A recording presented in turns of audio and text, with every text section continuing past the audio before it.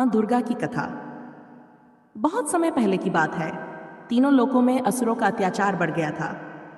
महिषासुर नामक एक शक्तिशाली राक्षस ने कठिन तपस्या करके ब्रह्मा जी से वरदान प्राप्त कर लिया कि उसे कोई देवता या राक्षस नहीं मार सकेगा। वरदान पाकर वह और भी अहंकारी हो गया और स्वर्ग पर आक्रमण कर दिया। महिषासुर ने देवताओं को पराजित कर दिया और इंद्रलोक पर अधिकार कर लिया। इंद्रदेव ब्रह्मा, विष्णु और महेश के पास गए और उनसे अपनी व्यथा कही। तब तीनों महाशक्तियों ने अपना तेज एकत्र किया और उसी तेज से मां दुर्गा का जन्म हुआ। मां दुर्गा के 10 हाथ थे, जिनमें हर देवता ने उन्हें अपने अपने अस्त्र शस्त्र दिए। शिव ने त्रिशूल दिया, विष्णु ने चक्र, इंद्र ने वज्र और वरुण ने शंख दिया।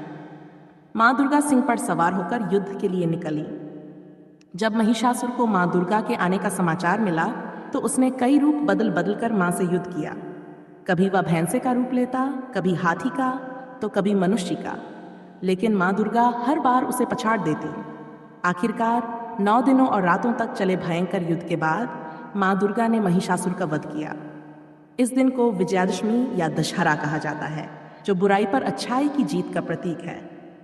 नवरात्रि का महत्व। महिषासुर से युद्ध के 9 दिनों को ही नवरात्रि कहा जाता है।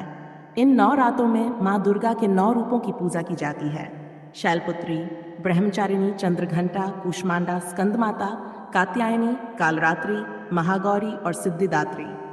हर दिन मां का एक रूप साधकों को शक्ति, ध्यान, भक्ति और विजय का आशीर्वाद देता है। कथा से सीख। मां दुर्गा की कथा हमें यह सिखाती है कि जब अन्याय और अधर्म बढ़ता है तो ईश्वर स्वयं किसी न किसी रूप में प्रकट होकर उसका नाश करते हैं।